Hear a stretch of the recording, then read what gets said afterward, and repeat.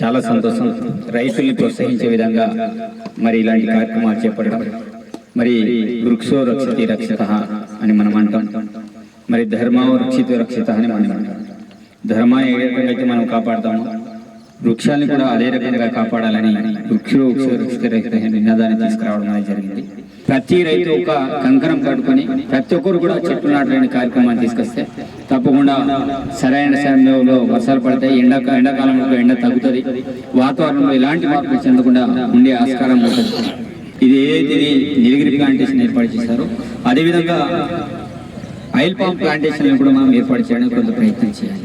ఎందుకంటే దానివల్ల కూడా ఆదాయం పెరుగుతుంది.